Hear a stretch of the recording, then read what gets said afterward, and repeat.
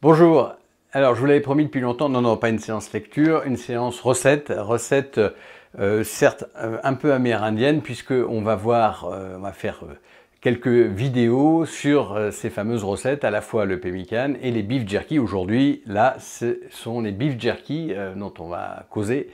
Je vais vous montrer cette recette. Alors bien sûr, un hommage, entre autres, à deux explorateurs, Frédéric Schwatka et Georges Catlin, qui ont fait partie des grands explorateurs, des Amérindiens, alors parfois aussi un peu du Sud, mais notamment pour Catlin, des plaines du Nord. Voilà, ça c'était le petit clin d'œil bibliographique. Si ça vous intéresse, très bon livre. Et on a la chance qu'ils aient été réédités récemment dans des collections relativement faciles à trouver. Alors, concernant les beef jerky, alors c'est très à la mode aux États-Unis depuis un certain temps, notamment sur un mode très industriel, vous vous en doutez, avec des produits ajoutés, des saveurs, des exhausteurs et autres saloperies. Mais nous allons voir une version Sequoia Santé, bien sûr, donc une version aussi nature, peinture que possible. En l'occurrence, les beef jerky, ce sont donc des tranches de bœuf qui sont coupées en mode plus ou moins fine. Ça peut être à l'extrême comme des chips en fait sur l'épaisseur, mais alors attention, ça n'est pas frit, et encore moins dans des huiles végétales. C'est pas du tout, c'est déshydraté, c'est séché. Alors, deux façons de les faire. On peut, je parle pour l'aspect déshydratation, et on peut les faire sécher bien sûr au four, mais alors là il va vous falloir un certain temps, et même un temps certain, avec un four. Alors bien sûr, si c'est à chaleur tournante, ça va plus vite. Moi, c'est hors de question que je passe autant de temps à faire sécher quelques bouts de viande, mais c'est tout à fait possible, et notamment pour se faire la main, ça peut être intéressant. Et si la recette vous plaît, moi je vous conseille quand même d'investir dans un déshydrateur. Alors il y a différents modèles qui existent, des modèles tout en plastoc, avec la cloche dessus pour faire sécher d'habitude les fruits et autres sources précieuses en fructose pour faire une bonne stéatose. Sinon, on peut aussi utiliser un modèle en inox comme je vais vous montrer, et donc les grilles peuvent passer au lave-vaisselle, c'est beaucoup plus facile d'entretien, c'est rectangulaire, ça prend pas beaucoup de place, et l'avantage c'est qu'on peut régler la température, que je règle volontiers en dessous de 60 degrés, notamment pour préserver la vitamine C. Alors c'est plutôt lorsque je fais du foie, mais c'est une autre recette, on en reparlera. Et parce qu'on peut faire en fait presque tous les organes en beef jerky à partir du moment où c'est pas trop dur une fois séché, ma foi, c'est le cas de le dire, c'est très intéressant. En ce qui concerne les beef jerky classiques, on utilise une viande maigre, ça c'est important parce que ou modérément grasse, parce que sinon on va avoir beaucoup de mal à les déshydrater et la graisse va finir, si on le garde très longtemps, par s'oxyder. Alors, si on le garde quelques semaines, ou je sais pas, un mois ou deux, j'imagine qu'il n'y a aucun problème. Et d'ailleurs, moi je préfère quand la viande est un peu grasse, et donc dans ce cas-là, utiliser des tranches de bavette, une bavette bien persillée.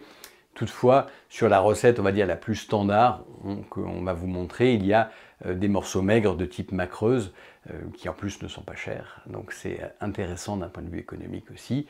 Et donc l'objectif va être, toute l'astuce va être de pouvoir les rendre suffisamment rigides pour les couper de façon suffisamment fine, et on les met à déshydrater. En l'occurrence, bon, ça varie en fonction de l'épaisseur des morceaux. Classiquement, on va dire 18 heures, 20 heures, 24 heures, c'est largement suffisant. Après, c'est à vous de voir en fonction de votre déshydrateur et de vos goûts. Ces beef jerky, on peut les faire nature, mais on peut aussi les faire avec une marinade.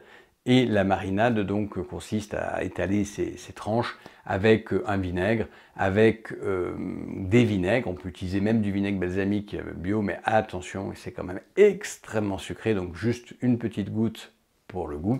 Sinon, moi je préfère utiliser une base vinaigre de cidre par exemple. Voilà, donc je crois que je vous ai à peu près tout dit sur ces beef jerky. L'avantage c'est qu'on peut aussi les manger en ajoutant de la graisse dessus, en ajoutant du beurre. Et lorsqu'on les fait nature, mais ce sera une autre recette, on peut les mouliner pour faire de la poudre, et cette poudre on peut l'utiliser de différentes façons, dont le fameux pemmican. Donc, eh ben, on va attaquer et gentiment, c'est Florence qui s'y colle parce qu'en fait, elle a largement perfectionné la recette initiale que j'avais esquissée. Et donc, c'est elle qui va vous montrer comment elle le fait aujourd'hui avec une méthode qui, ma foi, est extrêmement bien rodée, je trouve. Je vous laisserai juge. Et à ce propos, nous avons fait l'acquisition, en plus du déshydrateur, d'une petite trancheuse. Et cette trancheuse, bon, c'est un tout petit modèle, il en existe plein des tout petits modèles comme ça qui ne tiennent pas de place dans une cuisine. Vous voyez qu'on est un peu à l'étroit là actuellement, par rapport au matériel dont on a besoin en tout cas. Et une petite trancheuse, ben, ça rend bien des services. On peut trancher donc du frais, du congelé, du semi-congelé en l'occurrence. Et je vous conseille vivement de faire cette acquisition si la recette vous convient, parce que couper au couteau, et notamment au couteau à filet, ça va bien un moment, mais après, les doigts prennent un coup, et puis en plus, il y a le risque de se couper. Bon, c'est pas si évident que ça, on peut le faire hein, sans ce matériel, sans aucun problème, donc four et couteau, fin si possible couteau à filet. Mais j'avoue que le déshydrateur d'un côté et la trancheuse de l'autre sont quand même des acquisitions qu'on a largement rentabilisées. Je pourrais vous mettre les références, alors pas de liens, mais des références si vous souhaitez de ce matériel, mais qui n'est pas du tout un matériel de référence en soi. C'est le matériel que j'ai trouvé parce que j'avais estimé que le rapport qualité-prix avait l'air bon, mais j'imagine qu'il existe plein d'autres modèles. Je vous revois en fin de recette, juste pour vous préciser 2-3 bricoles sur les macros, comme d'habitude, le keto, la santé, et puis une petite dégustation. Allez, à tout à l'heure. Voici un beau morceau de macreuse qui fait environ 1 kg, que j'ai demandé à mon boucher de me préparer.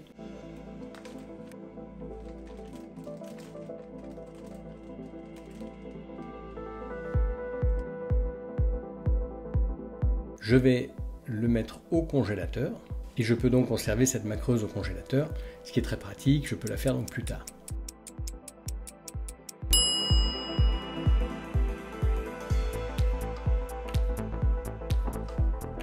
Ma macreuse est congelée et je vais donc sortir mes ingrédients. Du vinaigre balsamique, mais attention, j'en ai parlé, du vinaigre de cidre qui est ma base, du sel et du poivre pour ceux qui le tolèrent et qui l'aiment. Voici ma macreuse qui est un petit peu décongelée, donc je la laisse partiellement décongelée. Et voici l'épaisseur d'une tranche.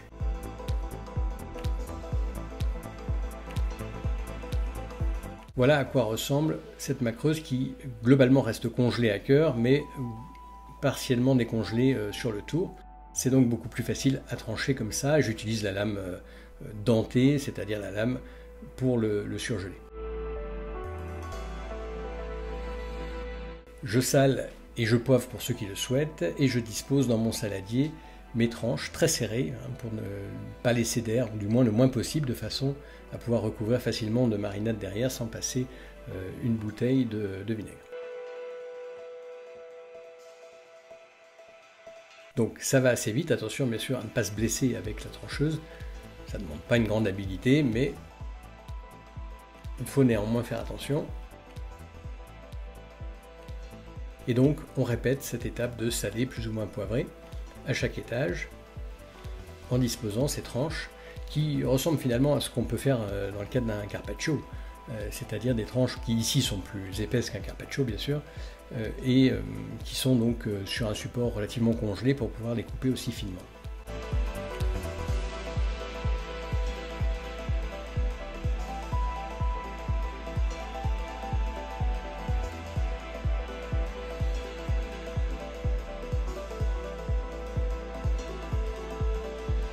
J'arrose de vinaigre de cidre et éventuellement une petite touche de vinaigre balsamique pour donner un goût supplémentaire.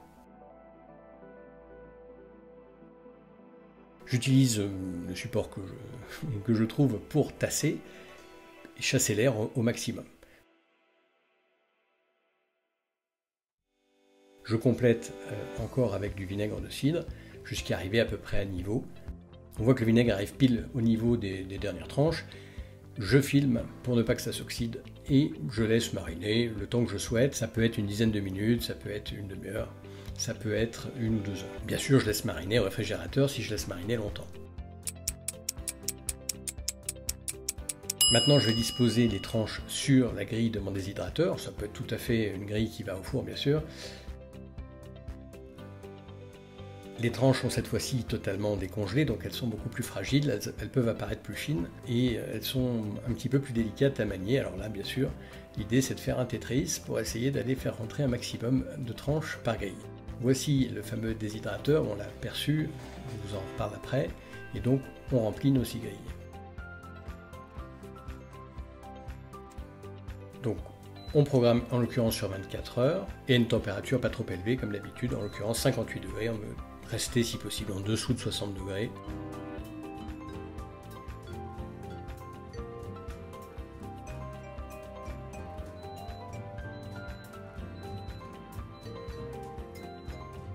Ça y est, la déshydratation est normalement terminée, on voit quelques grains de poivre et le sel en général ne s'aperçoit pas facilement. Et donc ça c'est la marinade qui a coulé.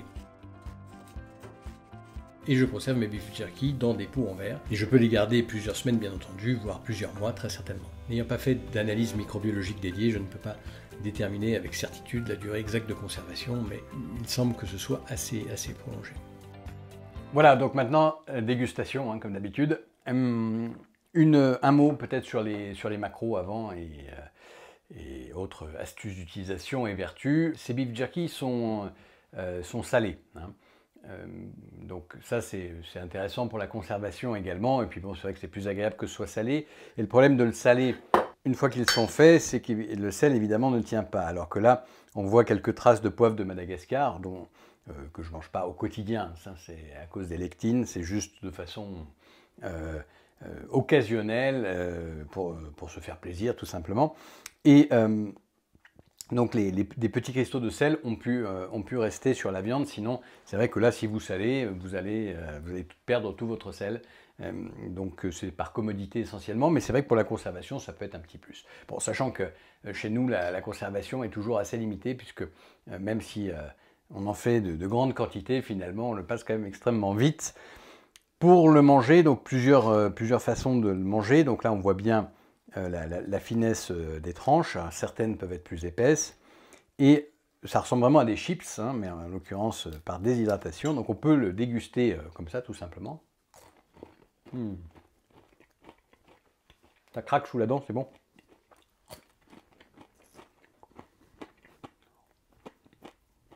C'est très très bon. Et on peut aussi le manger avec du gras, parce que là, c'est sec. Et donc, quelques chips comme ça à l'apéritif, ça peut être très intéressant. Mais c'est vrai que le fait d'y mettre du gras, eh bien c'est vrai que c'est à la fois plus agréable et en même temps, ça permet d'avoir des apports en gras suffisamment et d'éviter de se manger des protéines à l'état pur ou presque. Hein. Voilà. Donc, un petit coup de ghee. Alors bien sûr, on peut mettre du beurre dessus si vous préférez mettre du beurre. Vous pouvez mettre du beurre, il n'y a aucun problème. Hop, on va essayer de ne pas en mettre de partout.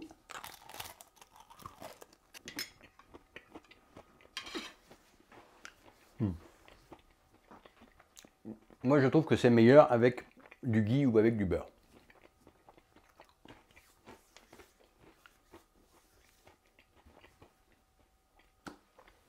Alors, petite dédicace à ceux qui, comme moi, avant, sont intoxiqués du pain. Ah oui, mais sur quoi j'étale mon beurre, moi, le matin, si j'ai pas de pain, hein, ou alors des biscottes. Bon, on peut étaler du beurre sur autre chose. Vous voyez, j'ai même étalé du ghee. Alors, étalé vite fait, parce qu'il sort d'un réfrigérateur assez froid. Mais, vous voyez, on peut utiliser ça comme support à la place du pain. C'est bien plus astucieux, bien sûr. Et donc, on peut mettre que ce soit du beurre ou du ghee sur des beef jerky, hein, et vous faites des tartines sur du beef jerky. C'est une astuce vraiment utile pour ceux qui voudraient étaler du beurre le matin, par exemple. Par ailleurs, en termes de macros, donc là, on est sensiblement à du 90% de protéines. Et donc, c'est-à-dire que comme c'est une partie maigre, là, la macreuse, on peut le faire avec d'autres parties plus grasses comme la bavette, surtout si elle est persillée, type Simmental, blonde de Galice, etc.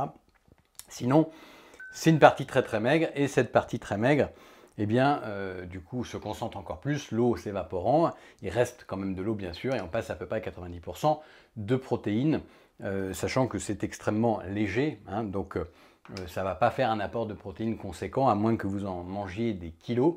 Et d'où l'intérêt d'ajouter du gras sous forme de beurre, sous forme de ghee, mais ça peut être aussi sous forme de graisse sous-cutanée. Vous savez que c'est une graisse qui est crémeuse, on la fait un peu comme le suet, elle est plus crémeuse à faire et elle se fait à partir de chutes que le boucher vous donne facilement et vous pouvez étaler ça également dessus. Voilà, le goût est très différent, bien sûr. Voilà pour les macros, donc au final ça va vous apporter quelques grammes de protéines, mais pas énormément, puisque au bout de quelques chips, globalement, ça va quand même nettement mieux. Mais sans oublier la marinade quand même. En l'occurrence, ce ne sont pas des beef jerky nature, ce sont des beef jerky marinés. Si j'avais mis du vinaigre balsamique en grosse quantité, là pour le coup on apporte vraiment du sucre, hein, parce que là, encore une fois, le vinaigre balsamique est truffé de sucre. Donc une petite tombée, ça va, mais au-delà, méfiance, c'est dommage. Et par contre, le vinaigre de cidre, lui, n'apporte quasiment aucun gramme de glucides, donc du coup c'est très intéressant. Ça ne modifie pas vraiment en réalité la composition, puisque la partie aqueuse et acide va s'évaporer et ne resteront finalement que quelques tanins qui vont laisser ce petit goût, voilà, des molécules aromatiques dont je ne fais pas d'excès au quotidien en général, mais qui peuvent donner ce petit goût agréable lorsqu'on les déguste nature et pas sous forme de pemmican. Voilà. Sur ce, bonne dégustation. N'hésitez pas à nous dire si la recette vous convient, si vous avez des idées pour l'améliorer également, la rendre plus pratique, encore plus facile à faire. Et moi je vous dis à très bientôt, prenez soin de vous.